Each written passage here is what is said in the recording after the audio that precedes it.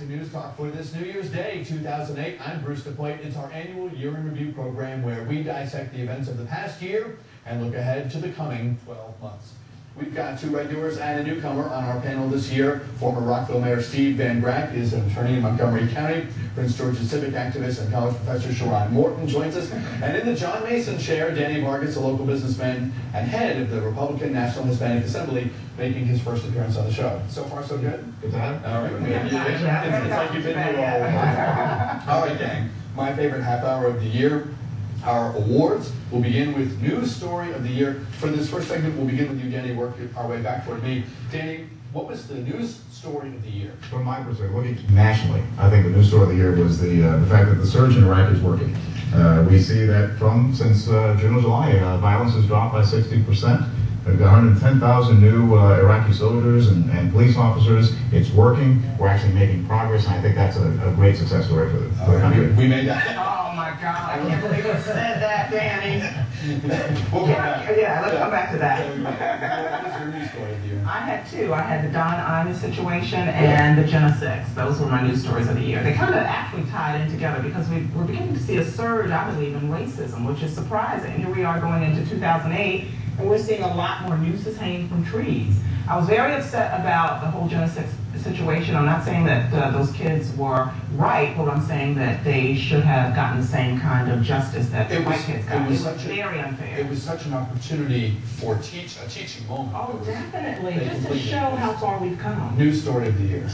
The Virginia Tech shooting and the death of the 33 students. It was not only a national but a regional story. We all know people who were techies.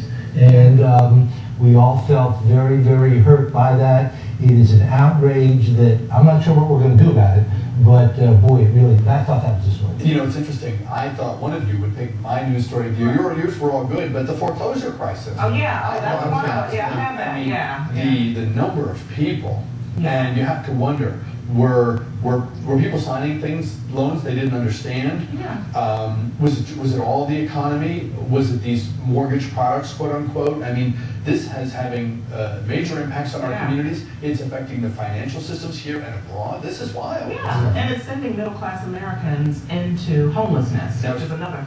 Sharon, you had quite the facial reaction there when Danny said the surge. The surge has worked. Yeah, well, we need to get out of Iraq. That's the bottom line. We should have been out of Iraq, and we'll make certain that the next Democratic president of the United States will get our troops home. We need to achieve victory in Iraq. Victory? Okay.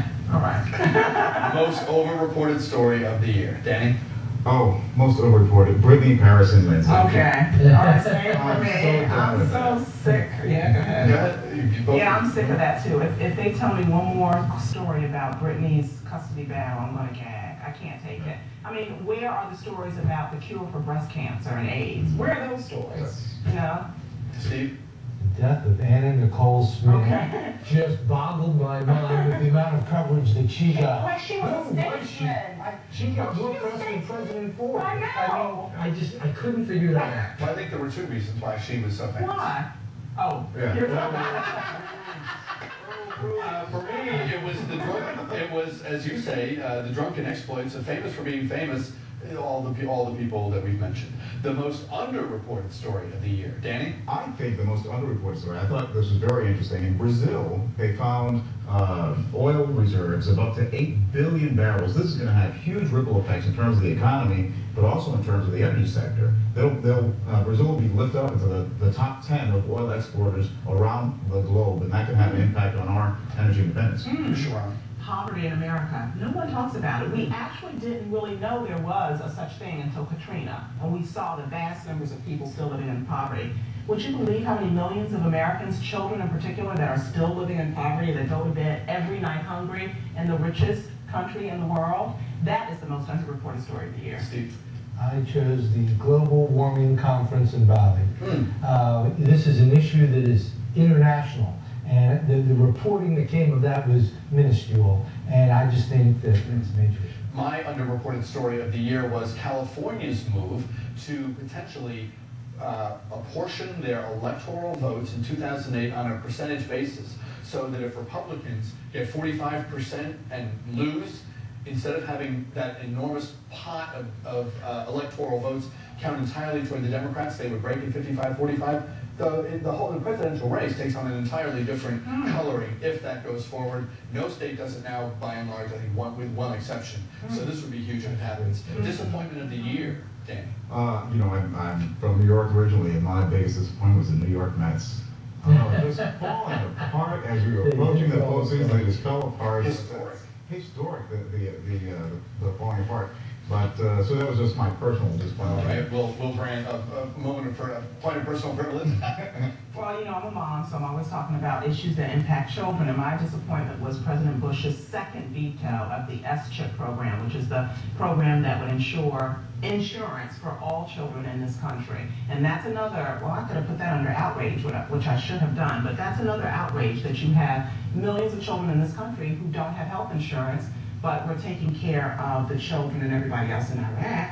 We need to take care of people here at home. We'll give you a chance to defend your president in a moment. Steve, disappointment of the year? Increasing crime. We have not begun to solve this problem of crime in America. 80 people die a day in this country from guns. And it just becomes staggering. There is a war within our own borders, and we just haven't put enough resources and done enough to correct it. My disappointment of the year was Congress's inability to affect more change in terms of our Iraq war strategy. Clearly, that's why voters turned out the way they did back in '06 to force a change in leadership in the Congress, but they got very little done. In some ways, I guess you have to give President Bush credit, not particularly popular, but still with enough levers. Of course, any president has them, and he was able to keep on keeping on for the most part. Do you want to talk about the S-chip? Well, first I want to agree with you. The Democratic Congress has been just such a disappointment not being able to get anything. Waiting until right before Christmas to pass this huge catch-all spending bill. I think it's a major disappointment, but I think the S-chip program the president wants to support, that he wants to be able to support a program that makes sense, that's able to provide insurance to kids. It just doesn't want to. Well, he didn't want to spend the money, the $35 billion, but he spends all of it, more than that on the war. So I don't understand that, Dan. Explain that to me. It's non sequiturs. The program will get done in a way that makes sense for the country. Okay. And for the kids. If you say so. Surprise of the year?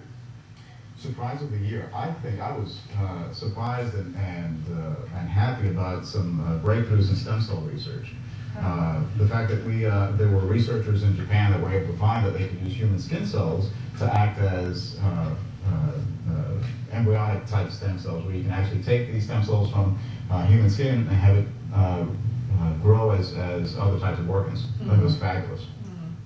My surprise of the year was hearing that there was a school board in Maine who voted to allow middle school children to have access to birth control without parental consent. What were they thinking? What were they thinking? 6th and 7th and 8th graders having access to condoms and birth control pills? I would die if I knew that my 6th grader had access. I would sue. I always, Sharon may bring that back to outrage. It's just me thinking here. My surprise of the year goes to Senator Larry Craig. And that's all we have to say. Everybody knows that was a surprise. Who would have ever seen that coming? You'll love mine. My surprise of the year is that the Bowl Championship Series, college football system for crowning a #1, that it survives. Everyone hates it. It can be the best system there is. The amount of time people spend on talk radio and on the sports pages trashing this thing, is huge. Why does it survive, Steve? Money. You now have something like 32 bowl games where you get teams, and I'm a Maryland fan, and I'm a diehard, but they're going to a bowl game with a 500 record. That's not the way I remember. There were 4 big bowl games. Why no Final Four? Why not some playoff? Why not a playoff to get to #1? I don't know about that. Well, I think there are lots of more efficient ways to be able to do it, but tradition, too. You got to be traditional. We'll take a break here and back with more awards right after this.